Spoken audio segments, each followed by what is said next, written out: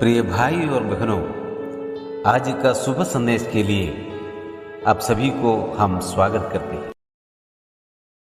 इस दुनिया में ले आए मेरे ही गुनाह उसको, मेरे ही गुनाह उसको, ये जुल्म सितम उस पर मैंने ही कराया है, मैंने ही कराया है।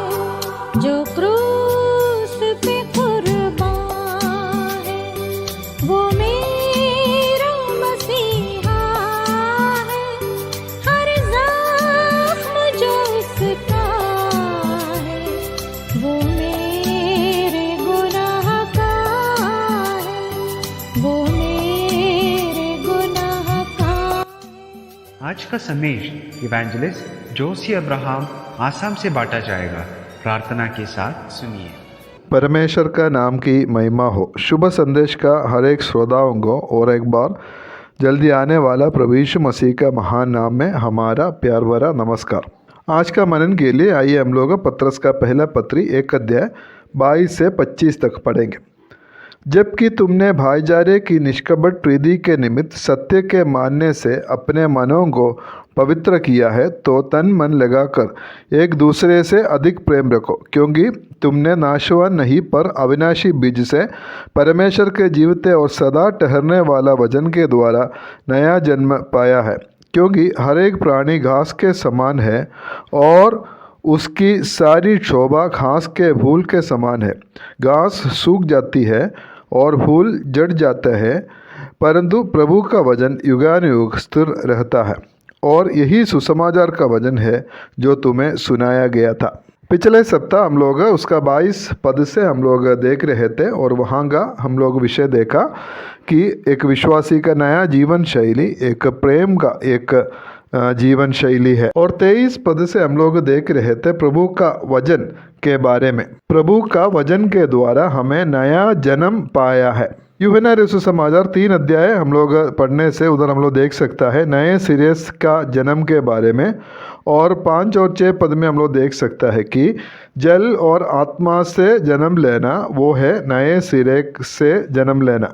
नया जन्म अर्थात उद्धार जो है परमेश्वर का वचन से और परमेश्वर की आत्मा से होता है। वही हम लोग इसका 23 पद में हम लोग पढ़ता है, तुमने नाशवान नहीं पर अविनाशी बीज से परमेश्वर के जीवित और सजा ठहरने वाले वचन के द्वारा नया जन्म पाया है। नया जन्म के द्वारा हमें एक नया स्वभाव भी मिला है। दूसरा पत्रस 1 अध्याय 4 में हम लोग देख सकते हैं हमें ईश्वरीय स्वभाव का सहभागी हम लोग बने हैं।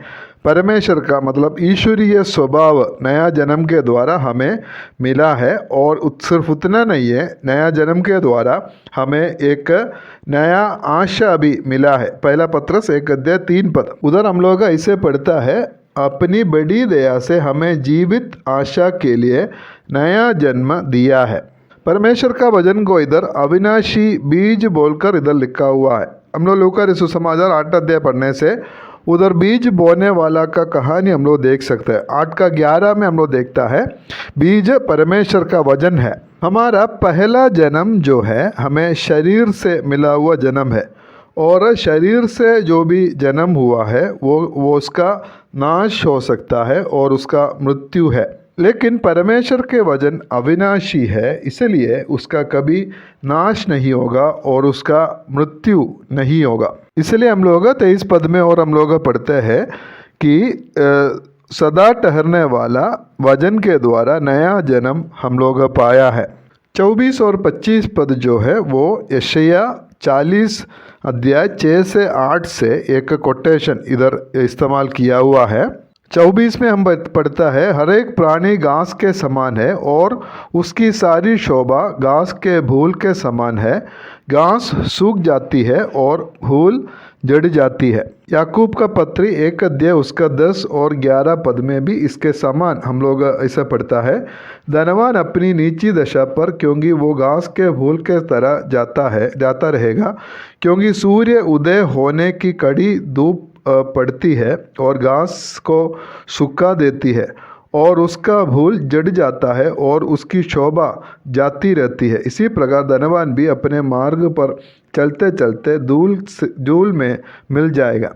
इस दुनिया का हर एक जो प्राकृतिक वस्तु जो है उसका नाश होता है और उसका मृत्यु भी होता है, लेकिन परमेश्वर के वचन कभी नाश नहीं होगा। वो अविनाशी वचन है, हमेशा स्थिर रहने वाला परमेश्वर का वचन है। मत्ती 24:35 में हम ऐसे पढ़ता है, आकाश और पृथ्वी टल जाएंगे परंतु मेरे बातें कभी ना टलेगी। इसी बात हम लोग मरकुस 13:31 में और लूका 21:33 में हम लोग पढ़ सकता है। इस दुनिया का सारा वस्तु उसका नाश होने वाला है, हो सकता है, लेकिन परमेश्वर का वचन हमेशा स्थिर है, उसका कभी नाश नहीं होगा। इसलिए 25 में हम लोग देख सकता है, प्रभु का वचन युगानुयुग स्थिर रहता है। और यही सुसमाचार का वचन है जो तुम्हें सुनाया गया था। यही जो वचन, जो अविनाशी वचन हम लोग सुना है, सुसमाचार का वचन हम सुना है और उसके द्वारा हम ये उद्धार हम लोग पाया है। इसलिए ये अविनाशी वचन हमारे हाथ में है और इसलिए इस वचन को सिखाना और इसको हमारे जीवन में लागू करना, हमारे जीवन का हर एक दूसरे बातों से बढ़कर वचन को हमारा जीवन में पहले स्थान देना है और प्रभु का वचन का कोई विकल्प नहीं है। इसलिए प्रियो, हमारे जीवन में परमेश्वर सहायता करे, परमेश्वर के वचन को पूरा रीति से हमारा जीवन में मानने के लिए और उसको दूसरों को सिखाने के लिए और उसके जैसे चलने के लिए प्रभु हम सबको सहायता करे, क्योंकि ये अविनाशी वचन है, स्वर्ग में हमेशा स्थिर रहने वाला वचन होता है। दुनिया का सारे वस्तु टल जाएगा, उसका सब नाश हो सकता है, लेकिन परमेश्वर के वचन कभी नाश नहीं होगा, वो अविनाशी है। ये वचन के द्वारा परमेश्वर आप सबको आशीष दे। परमेश्वर का नाम की महिमा हो।